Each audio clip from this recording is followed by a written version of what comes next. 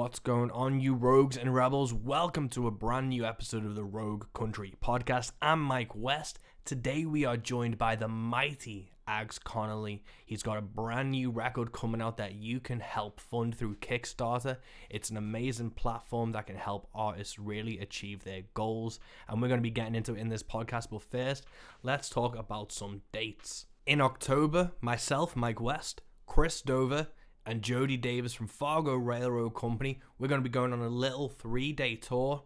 We are going to be hitting Nottingham on the 14th of October at the Running Horse. We're then going to be hitting Sheffield on the 15th of October at the Alder. And then on the 16th of October, we're going to be hitting Bradford at the Boar and Fable. Now, Chris, myself, and Jody are going to be in all of these dates. But for Nottingham, we're going to be bringing our friend Cold Hands along for the ride.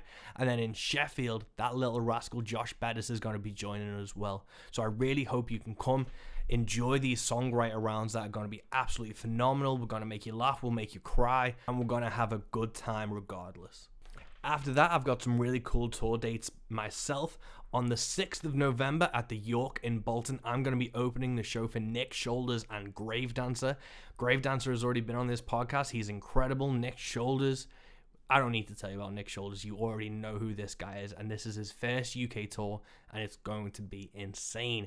Then in November, I'm going back on the road with Cam Cole, and I'm going to be playing the Night and Day in Manchester on the 17th of November, Boom in Leeds on the 19th of November, the Corporation in Sheffield on the 24th of November, and the Bodega in Nottingham on the 27th of November. So if you see me in Sheffield or Nottingham in October, and then you want to see me in Sheffield or Nottingham in November, they're going to be completely different shows, and I cannot stress enough how much fun we're going to have. Ags Connolly is on the show today. If you know anything about UK country music, this is a name you should be very, very familiar with. He's been a legend of the scene since 2012, 2013 when he started performing, and since then he is one of those artists that everyone respects, everyone loves, and there's a reason why. He's a fucking phenomenal dude. His music's top notch, and he's a really interesting guy to chat to, as we are about to discover. He is currently kickstarting his new album Siempre, where you can help back his record and create this album and make it a real thing of beauty. You can go over to Kickstarter now. The link will be in this podcast, and it's all over Ag's social media posts as well. And you can really show your support for these independent artists. Go directly to the artist and create something special. I'm a huge fan of Kickstarter. I use it to back Luke Hendrickson's most recent project. I've backed a ton of comic books on it. And the main thing is to support the artists you love. I think there's no better platform, especially with all that business that happened with Pledge a while back.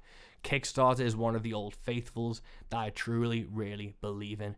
But let's get down to it, guys. This is episode 52 of the Rogue Country podcast with Mike West and Ags Connolly. Really excited to talk to you. It's been one of those things that I've known of you for a long time. I've really enjoyed your music. We've not met, which is weird for two people in the UK.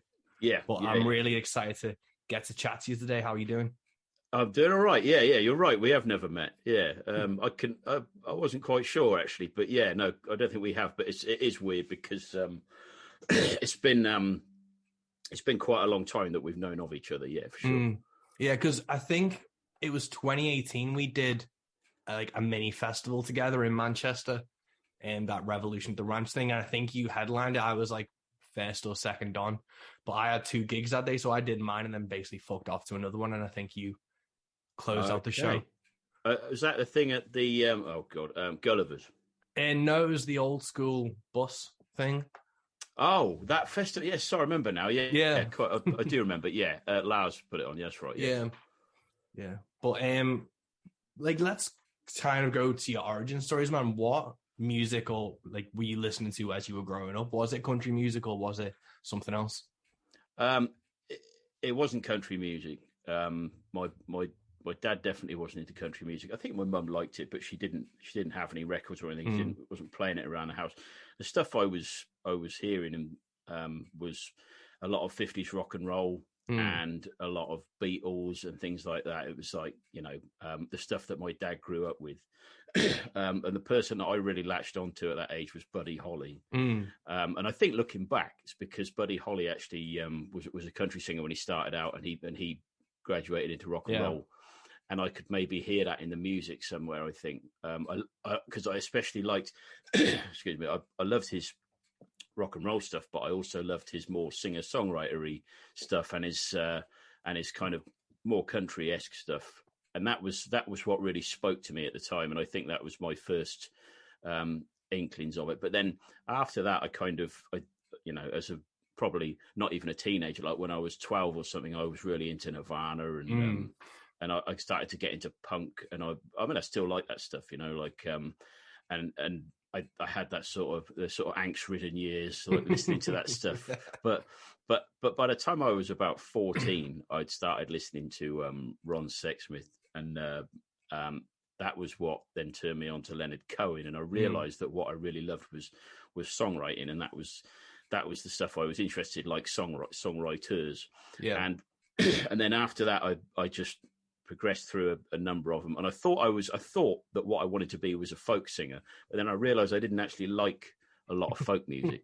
So that I was a bit stuck for a while, and then it slowly became obvious to me that country music was the home of the real simple, direct songwriting that I really loved. And that was the thing that spoke to me the most, and that was what I wanted to do. And then I realized it just kind of suited me. It suited my singing voice. It just suited my personality, and I went on to country from there. So it's a bit unusual because a lot of people grow up listening to it, or they had a grandparent or something who had a load of vinyl records and all that sort of stuff. But I never had any of that. I kind of just had to discover it myself the long way around. Yeah, no, I'm the same, man. Like I started on like the kind of angst-ridden years, and it was like, Nirvana, and then moving to like Linkin Park and some like heavier stuff. But it was that like Nirvana and grunge and like punk stuff, because it's so weirdly close to country music. Yeah, with how they're influencing the songs. That it was when I got a bit older and I started finding like you've got the Johnny Cash poster, like the American recordings of what I found, and it's one of those things where you latch onto them, and then I think it makes it more important because it was your discovery as well. It wasn't like you found it through a grandparent or a parent. It was like, I found this and this is fucking mine now. Yeah, I guess that's part of it. I mean, that was certainly the case with stuff like Leonard Cohen and Loudon Wainwright III, who's probably still my favourite songwriter. And it was like, no one else was listening to them. And people I was at school with, like, just like, they didn't get it at all. But it was stuff that that I realised suited me, and yeah, absolutely, there was a big element of that it was my thing, absolutely.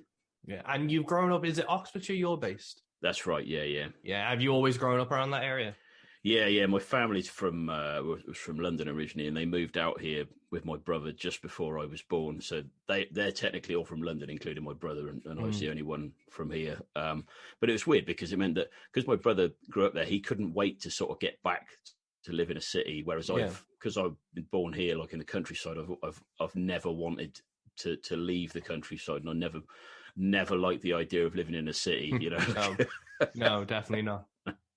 But it's I think this also had a big impact on my music and my songwriting because I do appreciate all that kind of the rural stuff and being out in the open and all that, and I think that it definitely has some kind of an influence on my music.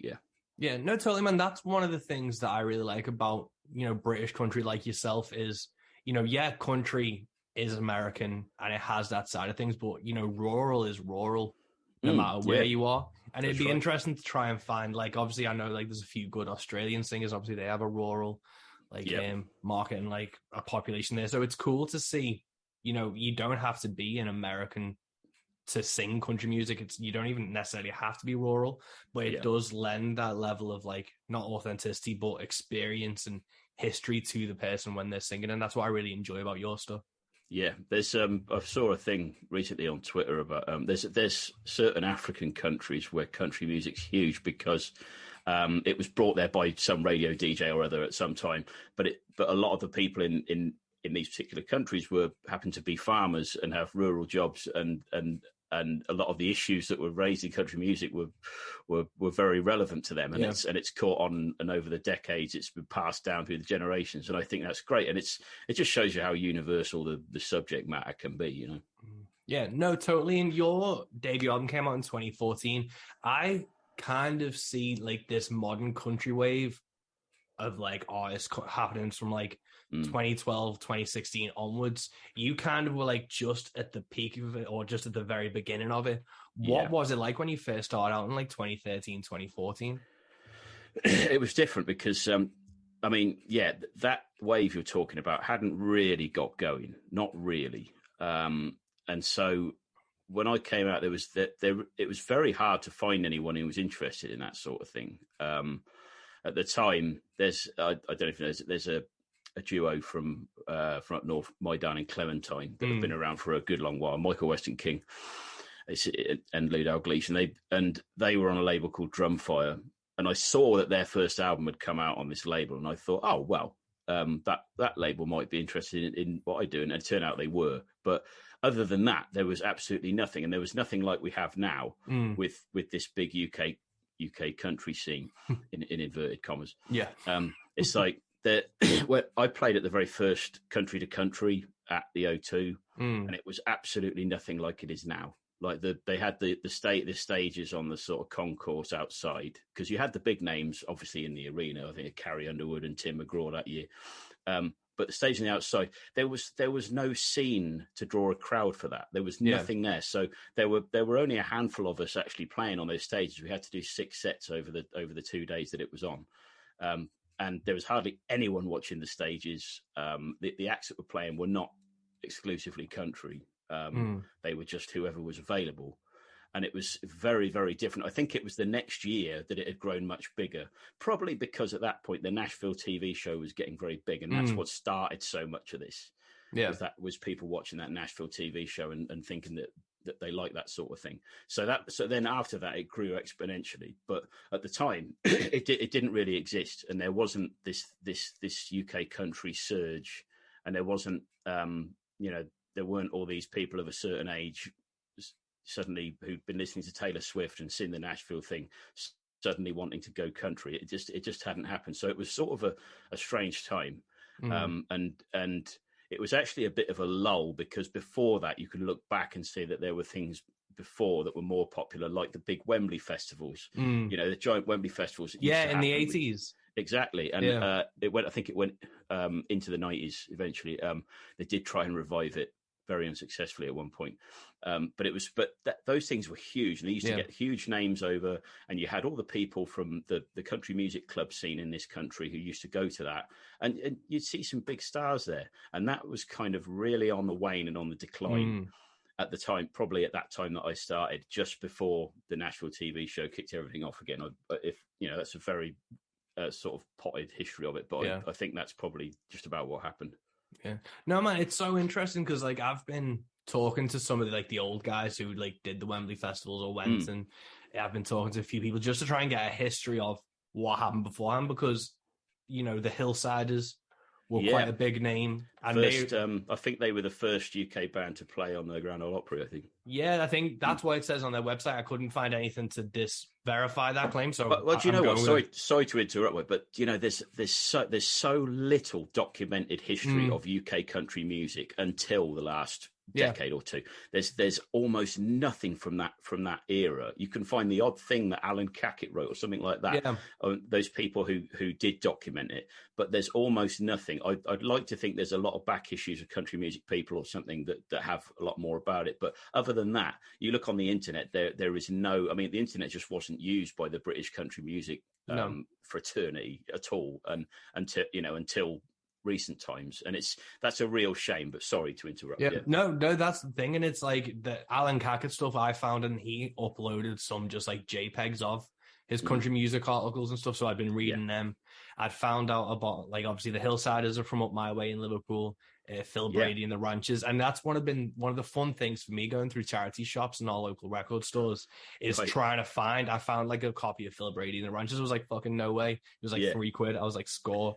But it's been that interesting thing, but everyone kind of forgets or chooses to ignore that between like the 50s to like the 80s, early 90s, it was fucking huge.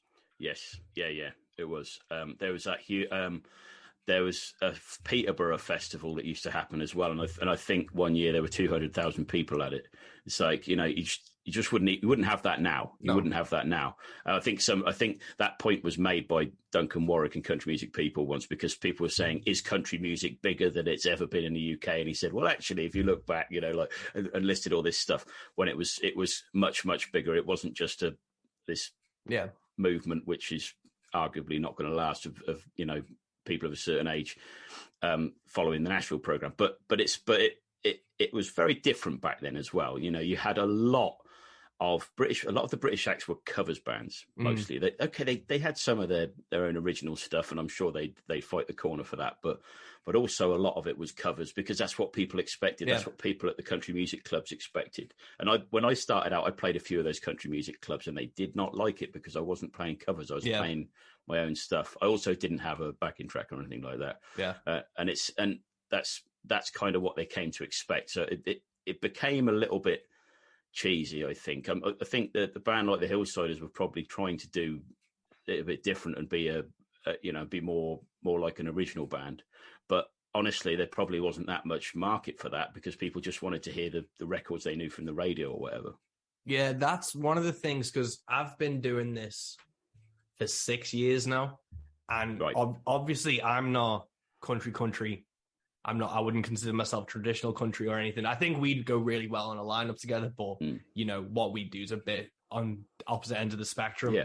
But even I kind of saw like the old country scene kind of became like a parody, and it was a cheesy cliche of itself with that backing track type of thing. And then it was kind of like the insincerity and like the TikTokers, like social media popularity side of the new wave coming through.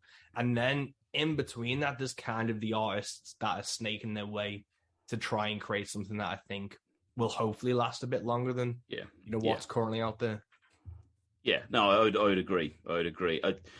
These things, they go in like sort of stages and cycles, and I don't really know how long this current one will last. I mean, to be fair, the country to country thing at the O2, as an example, has been very popular, and I think if they can still keep drawing big names, then it will continue to be. But it's kind of failed on one level, in that they started as trying to be something that brought that new stuff and kind of fused it with the past. They'd always have legacy acts, as they call them, but they're finding that no one's interested in the legacy acts, because all they want to hear is the newer ones that they've heard on the radio or whatever now, or seen online somewhere, and that's interesting. I think it's been said for so long now that there's got to be a split in country music at some point. It's been said for so long, but there never seems to be. They just keep dragging the word and using it for new things all the time, and calling anything new country. And it's like, that's why, I mean,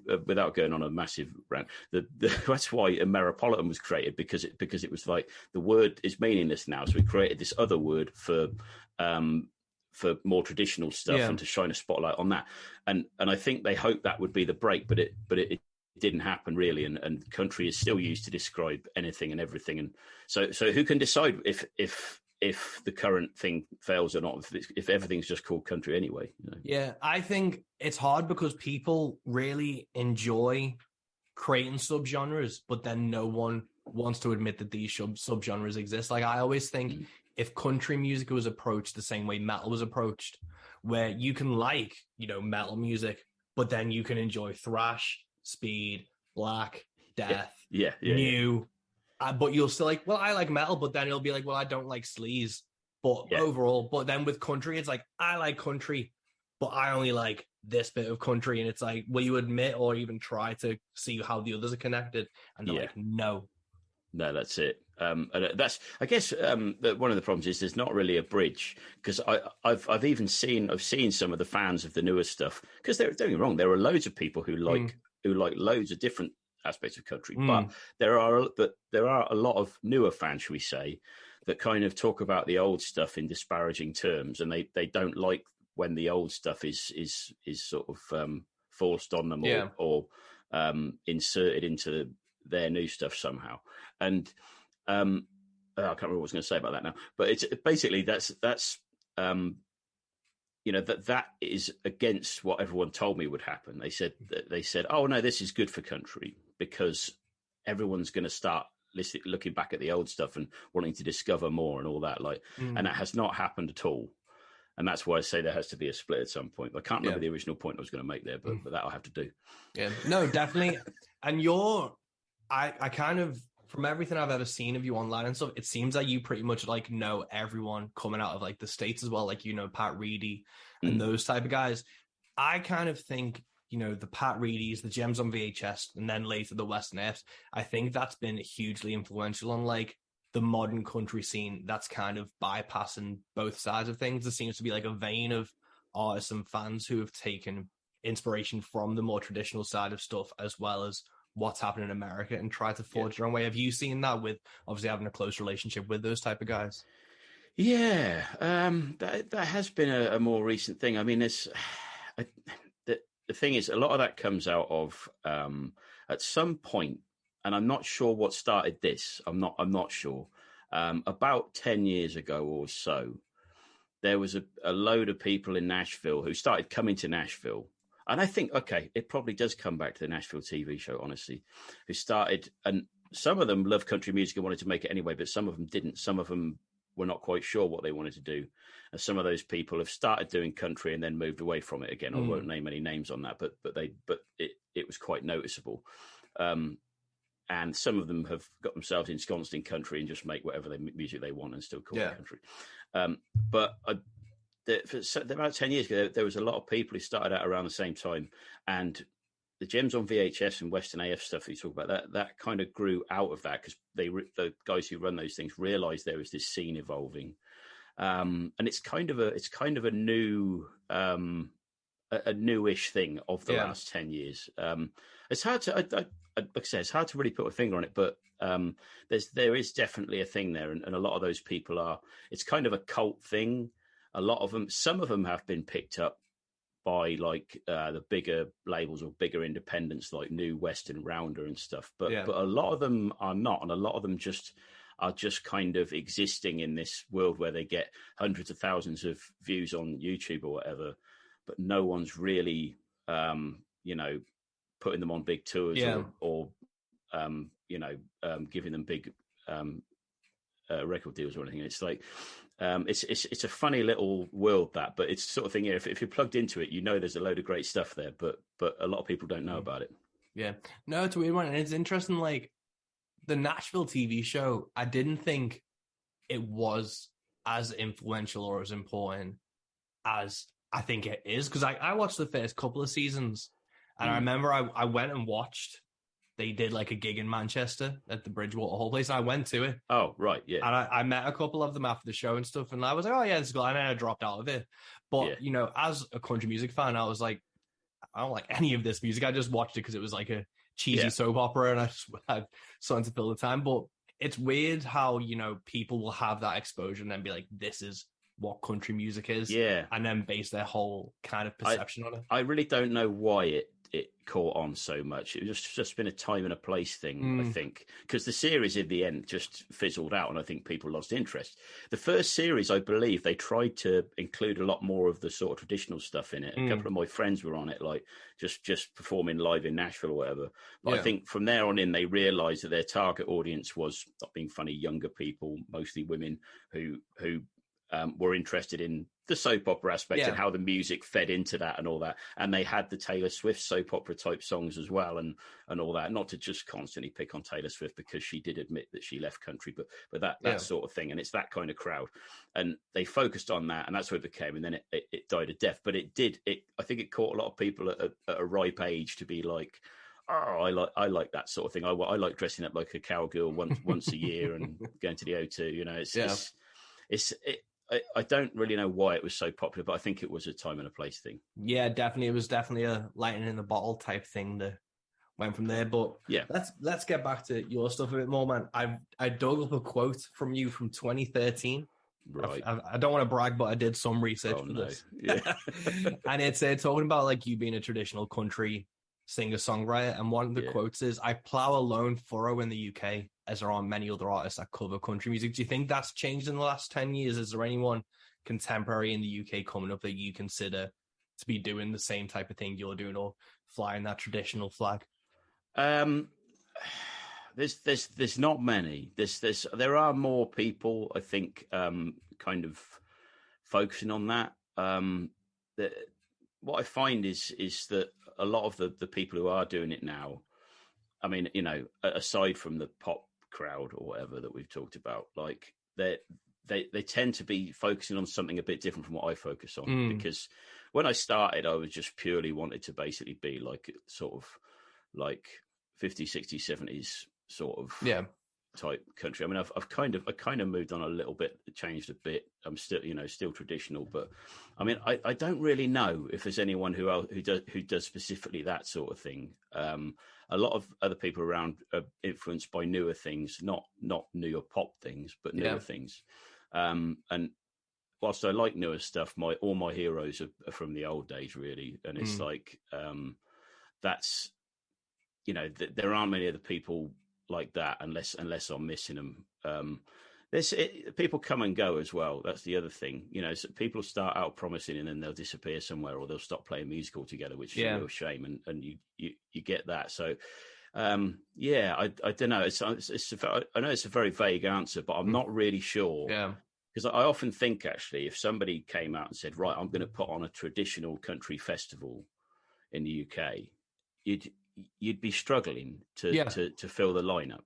And it's like, you'd be having to dig people up from the old days. And like, it's like, I don't know if you know John Miller up in Scotland, like has been sort of making a bit of a comeback recently, like, and he was always really good. But, if he wasn't making a comeback now, like, there would be, there'd be no one in Scotland really, like it's, and it's also comes down to how you define country as well. We come back to that thing, but I'm sorry it's such a vague answer. I don't really think there are many people doing it the way I do it. And I don't mean good or bad. I mean like just in terms of style. No, I think that's a valid thing, man, because it is one of those things. Because obviously we've looked as like from Rogue's side of stuff, putting on a bit more a traditional thing, a bit more that has that sound and that vibe to it. And it is one of those things where it's so diluted here that having that type of artist is a rare thing, which I think is why you do so well, and loads of people like listen to your music and look up to you, is because you do fly that flag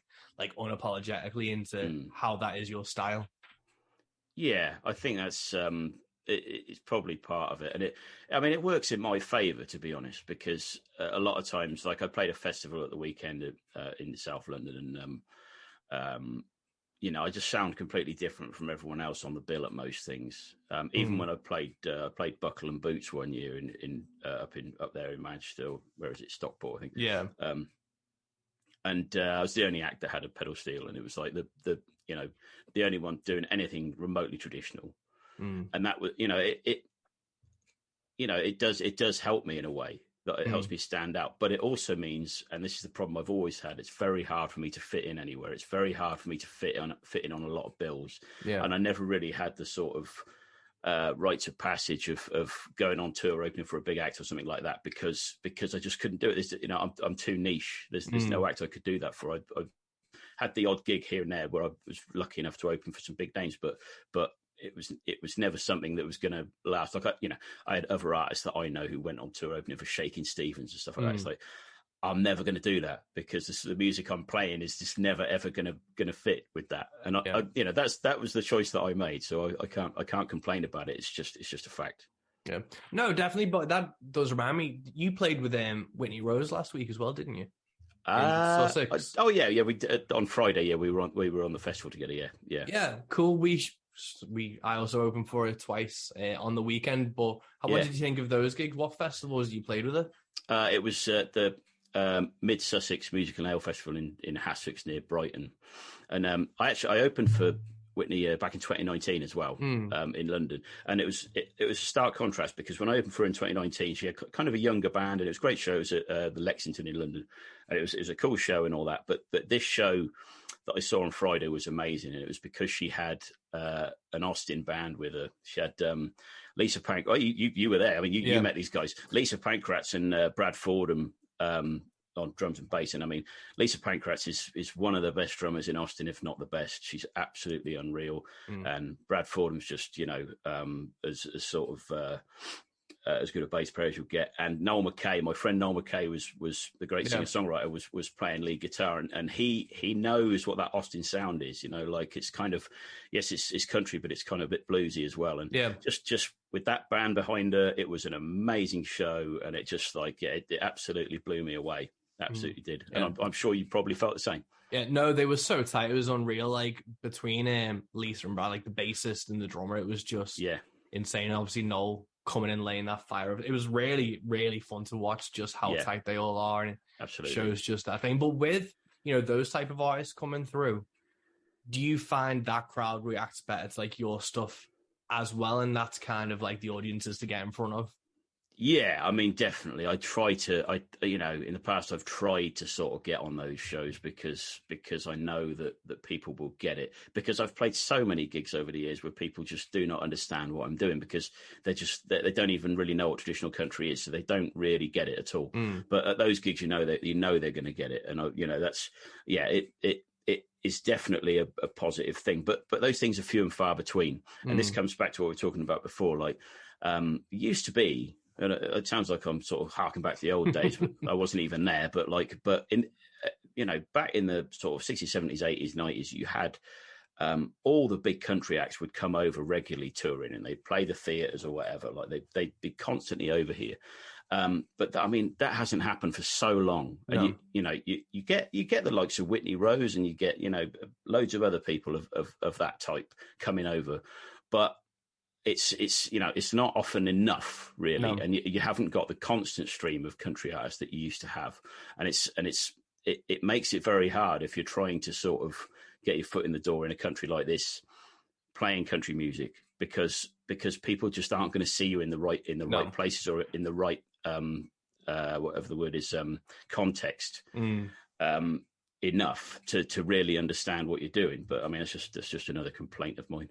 Yeah, no, totally, man. I have the same thing, and it's like you only have maybe 6 to 8 artists coming over that are of that like caliber, of that draw, and it's very rare that a UK artist is in the conversation to even open for them. They'll normally bring someone over or have something set up, and I've been talking to Josh about it. It's like, how do we get more UK artists in that conversation when someone's coming over, to be like, not necessarily a Rolodex, but flick through and go, well, who the fuck is playing this type of music over here? And it's one of those things that's the downfall of the modern country scene from like 2010 onwards, is no one outside of the UK really knows what we're doing.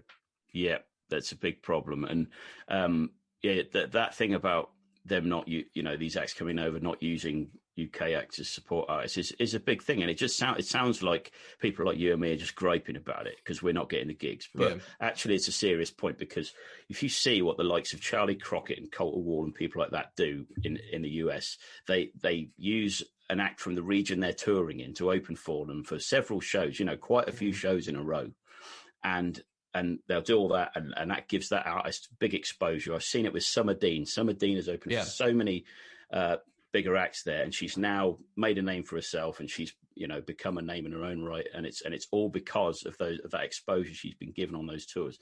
And loads of other people. Colter Wall did it with loads of people, but when they come here, they bring someone with them more often than not always, but more often than not. I think Colter Wall did it with Ian No, and somebody else maybe, but it's like, if you're someone here that we're the region, they're coming from there, and they're to come to this region, but they won't have anybody from here. And it's probably not their fault. A lot of them it's like they have booking agents and stuff that decide this stuff for them, or they suggest people. I remember, and I'll name names here. I remember when Josh Headley came first time, because he's a good friend of mine, and I asked him about it, and he said, "Oh, well, we've got someone else that I've been recommended." It turned out to be Twinny, right? And it's like, I'm not saying anything about it, but it was like completely wrong for the show. Nothing against Twinny, because she's doing something completely different, right? It's like but that music, that crowd is not gonna get those two things. No, totally. And it was a recommendation from a booking agent, and it's like, I understand a booking agent's job is extremely hard, trying to get things all their ducks in a row and stuff. And also they've got pressure from other management and stuff where they're asked to include people. And you must imagine what the pressure must be from the labels in America. They're saying, oh, you should take so-and-so with you when you go to the UK because they need the exposure.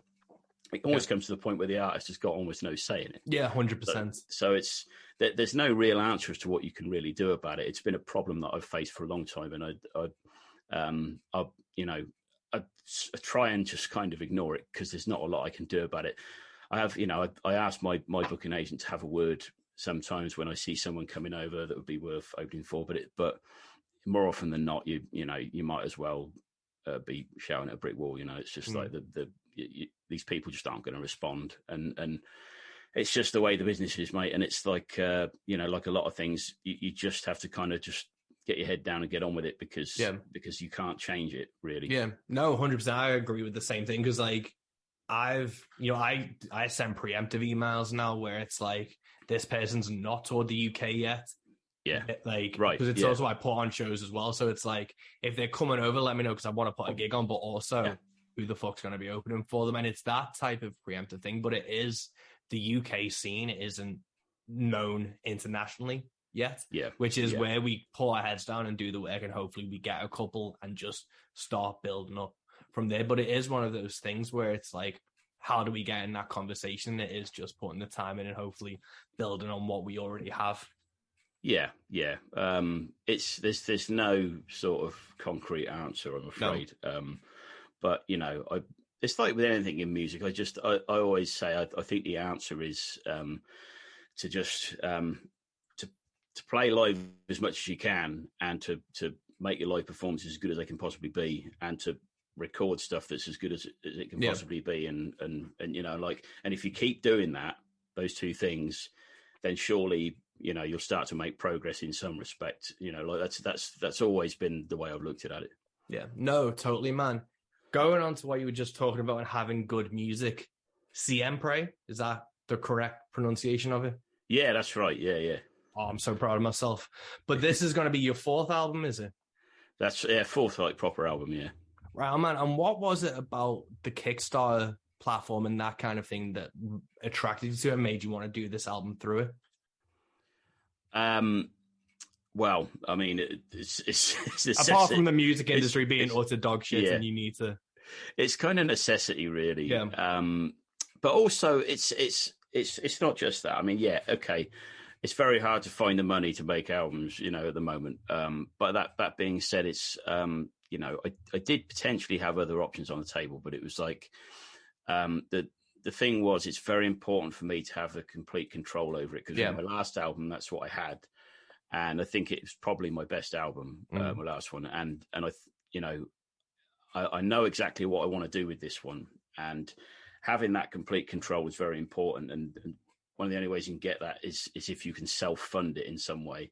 Now, obviously, you could argue whether it's self-funding and asking people to support Kickstarter, but what those people are essentially doing is pre-ordering the album and some other rewards and stuff that are related to it. But so you're not just asking them to sort of just throw money in the pot and hope for the best, which is what I like about it, because I think there have been a few horror stories in the past where people have done things like that, like crowdfunding things, and no one's ever got anything out of it in the end. It never actually happened. So to me, it's like, people are pre-ordering the album. They know what they're going to get. They know roughly what I'm trying to do. And hopefully if all is well, I'll be able to keep on the timeline and deliver things when I'm hoping to. Yeah. Cool, man. What is the timeline for things? So obviously you have the album written. Has anything been recorded yet, or are you going into the studio once this Kickstarter's kind of hit its goal? Yeah, no, nothing's recorded yet. Everything's written, but it's once hopefully if the Kickstarter hits its goal, I'll be able to go in the studio end November, start of December. And I like to do things very quickly in the studio. I don't like to waste time because it's expensive time,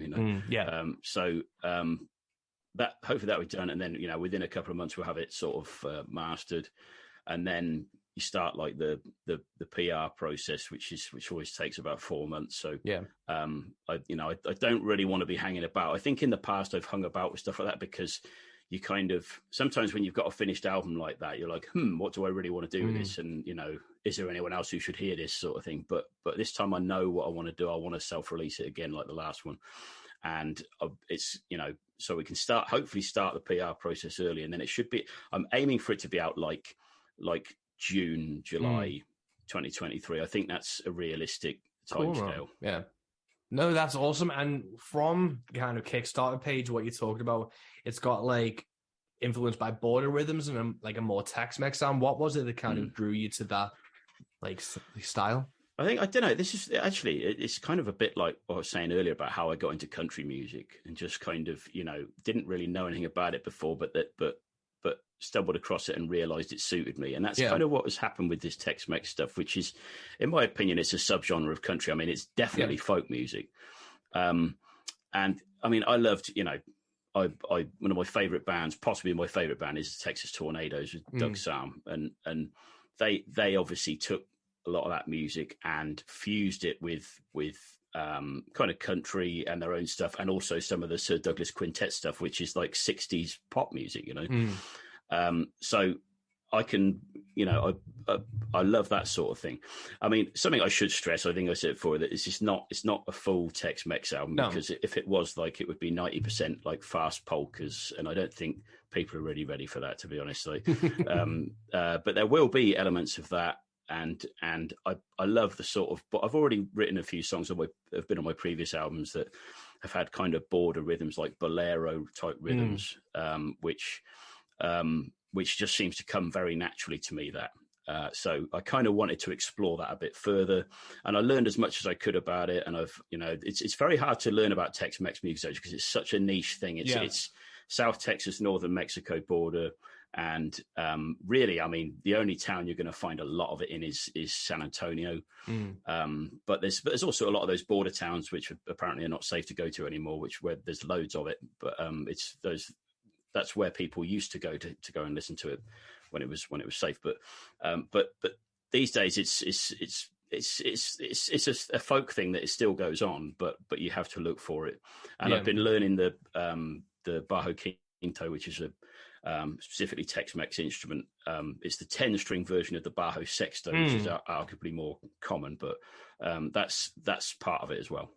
Cool. And where did you track down that instrument? Did you get it shipped in from the States? Yeah, I had to. You can't get them anywhere. I was hoping there might be somewhere like on Denmark Street in London or something that didn't, but no. I'll be perfectly honest, they're very hard to play because it's a guitar essentially, but it's like it's tuned differently, and the chords you're playing are very tough on your wrist, and especially if you're playing quite sort of fast paced, which a lot of the songs are. So that's just a matter of practice. But I've been talking to one of the people that I'm hoping is going to be involved with this album is Wes McGee, who is one of the great country artists ever to come out of the UK, and he was a master of that Tex-Mex stuff. He learned it all when he was in Austin, and I asked him. He was the one who told me. He said, "You need to get a bajo sexto or a quinto if you're going to do it properly." And I told him how much trouble I'm having with my wrist, and he said, "Well, you see, you're doing it wrong. You need to drink loads of tequila before you even pick one up." He said these things could only have been invented by a Mexican. You have to ingest like about a liter of tequila before you even think about playing it. So maybe that's where I'm going wrong. Yeah, you need to just get a few shots or half a bottle in you before you. Yeah, do it. Yeah, that's it. Yeah. And what was it about like the songwriting process that kind of spoke to you about this? Because obviously you'll be writing these songs solo with you just voice and a guitar. What was it that kind of drew you to that style and made you want to follow this path?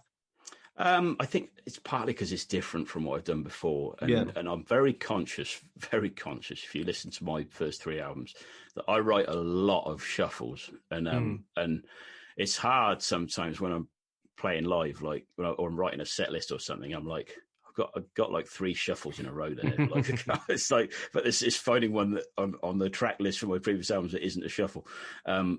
So I wanted to do, that is part of it. Seriously, I wanted to have an album that wasn't filled with shuffles, but also I just wanted to explore something new, because with country songwriting, if you're playing traditional country, you can get you know, if you're doing it in a specifically dancehall way, then you get kind of locked into the shuffles and the waltzes and the odd bolero I was doing, like just because that's what people expect to hear, and I know that a lot of my fans sort of like all that sort of stuff, so I didn't want to disappoint them.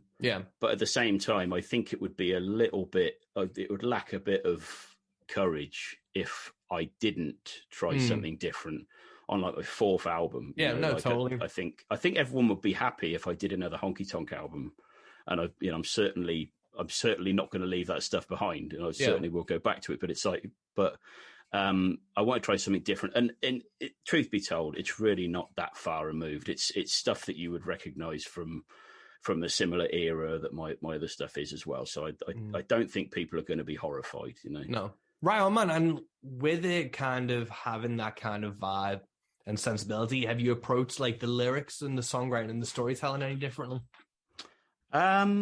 Maybe a little bit.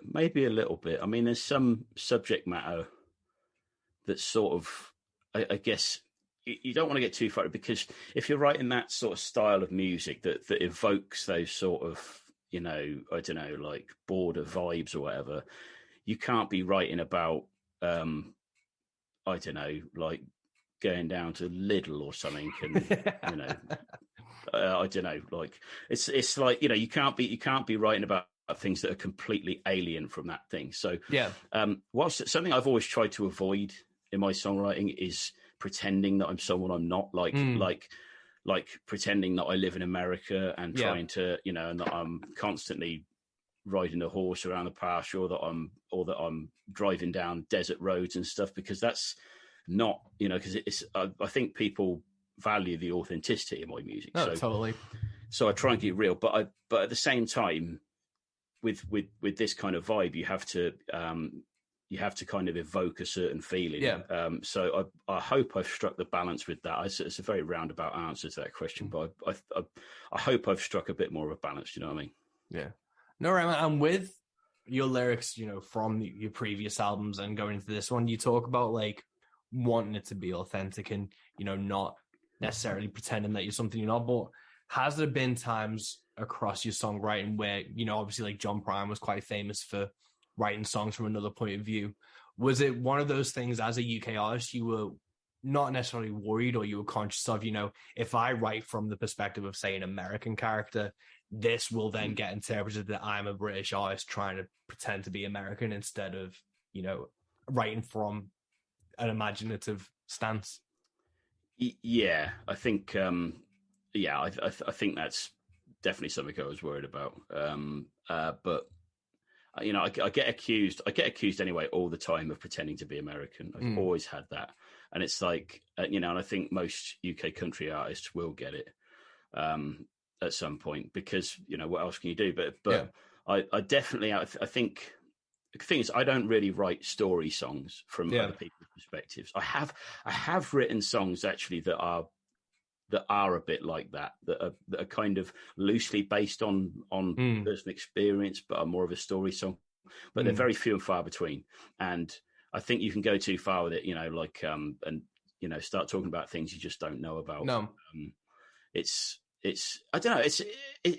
I'm not saying it's wrong. I'm not saying it's wrong at all. I think it would be wrong for me, and I don't want to say it's wrong, because there are many great songwriters who have achieved it, and even like writers, like authors, have, you know, written about, you know, who say English authors have written about being American or whatever, or in America, and they've done it very authentically. So I please don't think that I'm saying it's wrong. I really don't think that, it has to come from like an authentic perspective, even if you are writing about something that's necessarily inauthentic to yourself. It's like, I always joke when I'm playing live, I have a song about the M53. I kind of preempted by saying, you know, I'm a British country singer, so I don't sing about highways, I sing about motorways. I'm trying to turn it into a bit of a joke, but it is one of those things where it's, you know, you don't want to get necessarily, because you are right, people are going to accuse you of trying to sound American no matter what you do. But I do try and make a point of being like this is the flag, like on the hill that I'm like standing behind, it being like, this is, you know, a British sound stuff, and I'll Yeah. you use "went" in a song and just try and throw in some actual like words and phrases that I use instead of like highways and back roads and shit like that. Yeah, yeah. It's a totally valid point, and the joke was made at some point with me that if I were to sing completely about who I am, where I live, and in completely my own accent, then it would be like the Wurzels, and I completely understand that. But at the same time, that's actually another point, and I don't know, I'm sure a lot of UK country artists get this, but I get asked about the voice that I sing in all the time, and honestly, it's just the voice that comes out when I sing it. It's just that because it's country. I think it's going to have a bit of a kind of twang in it, I guess, but that's just the voice that comes out when I sing. But a lot of people really they really want to quiz me on it. They're like, why don't you just sing in your own voice? And it's like, well, like sometimes that, but like I say, it's the one that comes out. But if I made a real concerted effort to sing in the accent that I speak in, I think that would sound worse in a way. I think it would sound like I was trying to put something on, Yeah. Like, trying to think that there are some artists that works really well for, whose actual voices work really well for them. I think that's like the kind of speak singy people, like even like Leonard Cohen or the Jason Isbells, Billy Bragg, those type of people, where it's like an obvious one. Yeah, they have those accents, and it's for the most part, because it's even like Canadians sing in that it's a Western kind of accent, not country and Western, but Western Hemisphere, England, Britain, Canada, even Australia has like that kind of thing too. Because I know I don't put on a voice; I sing as true as I can without trying to put. Because when I first started, when I was a kid, I sang with this horrendously bad Eddie Vedder impression, just because that was kind of like what I grew up on, and then what I kind of hid behind because I wasn't confident in my own voice. Yeah. But then I'll speak in between, and then I get a ton of people coming up to me after the show being like, "Where the fuck are you from?" Because my accent in between it kind of goes all over the place because I do have a weird accent. But it is one of those things where it's like that's for like even in pop, rap, any metal, any genre really, there's no real someone trying to be, put their accent into it. They always sing with some sort of Western-esque something to it. Yeah, exactly. It's sort of, I mean, it gets called transatlantic, I think, a little bit, doesn't it? Like, I mean, you can't tell me that Mick Jagger or whatever like that, people, all those legendary people, and the Beatles grew up just emulating all their American rock and roll heroes. Like it's the Beatles didn't sound Scouse when they sang.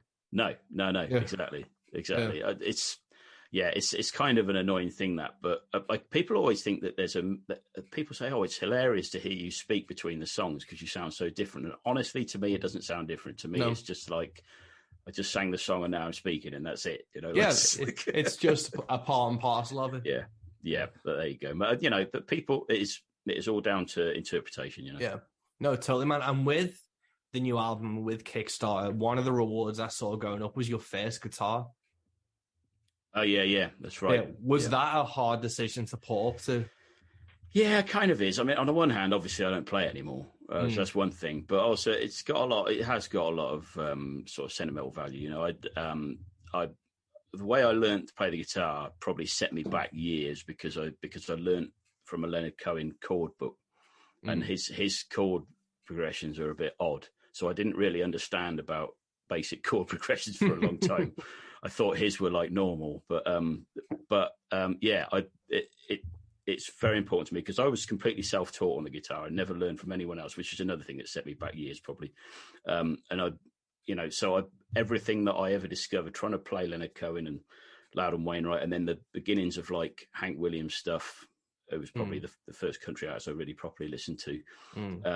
It was all done on that guitar, and it was to me it was very important because it was my thing that I was going to do.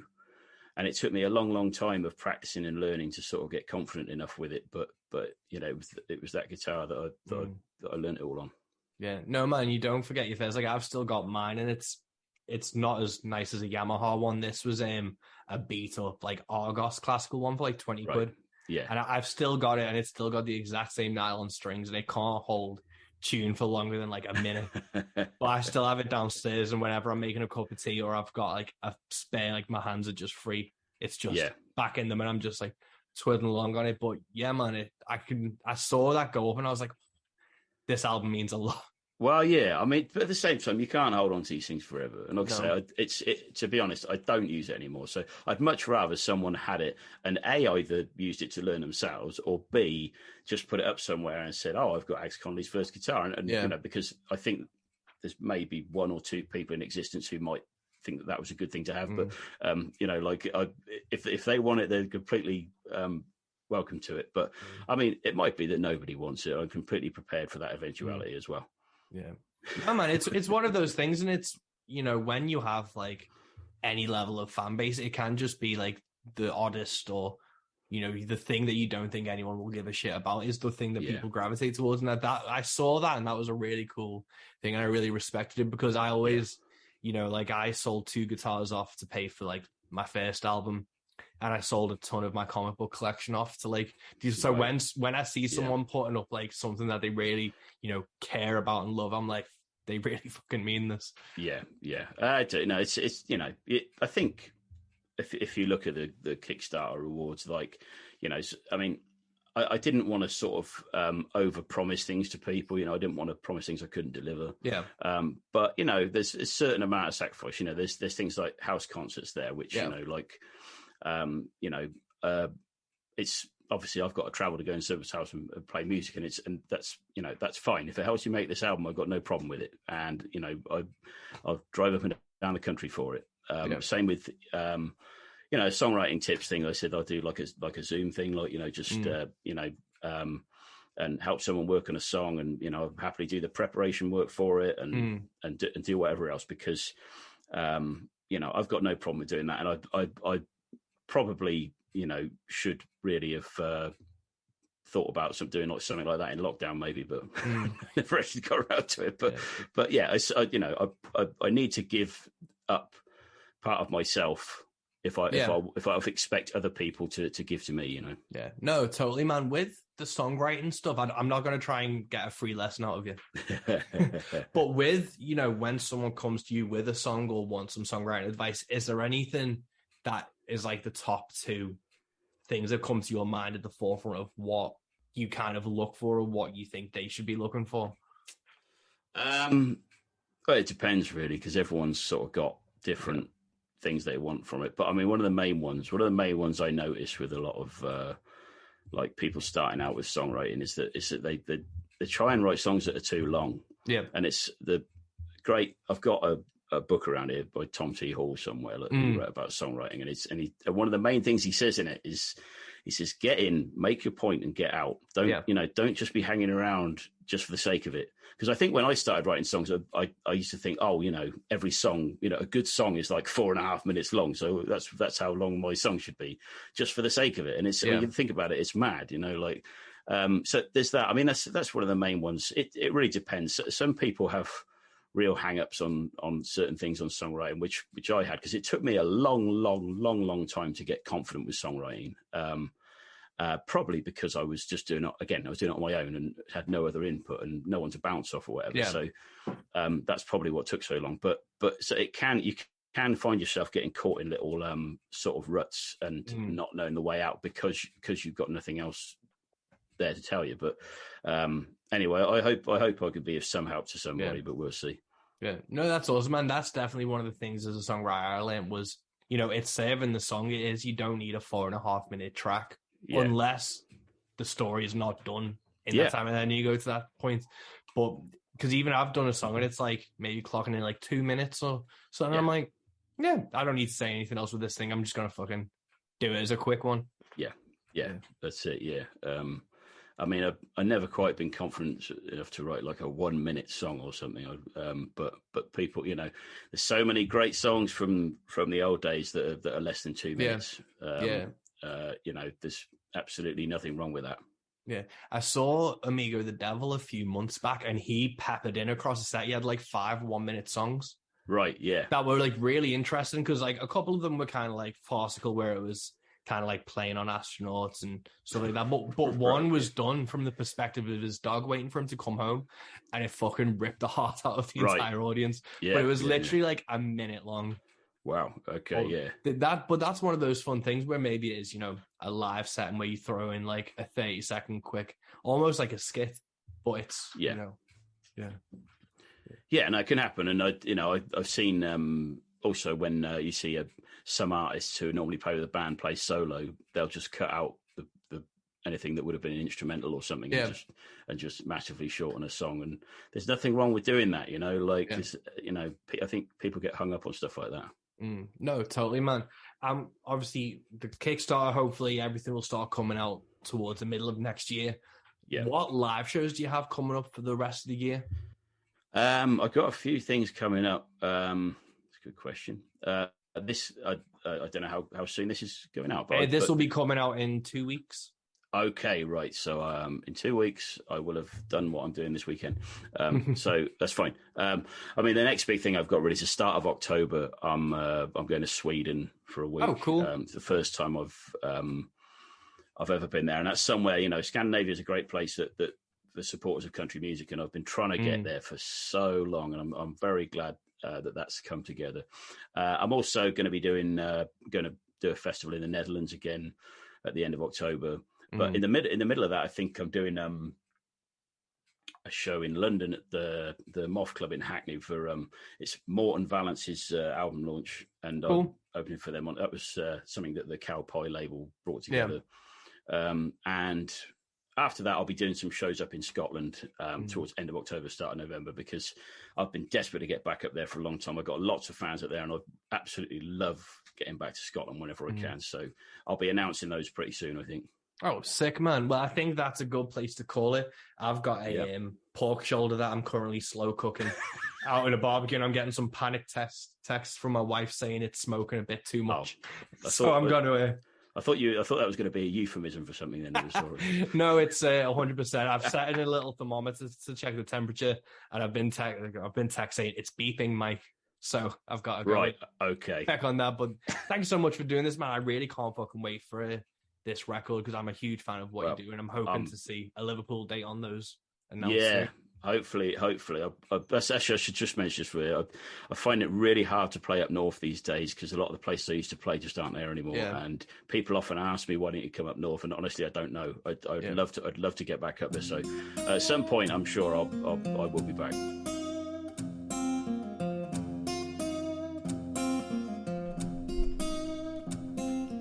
And just to let you know, the pork shoulder was delicious.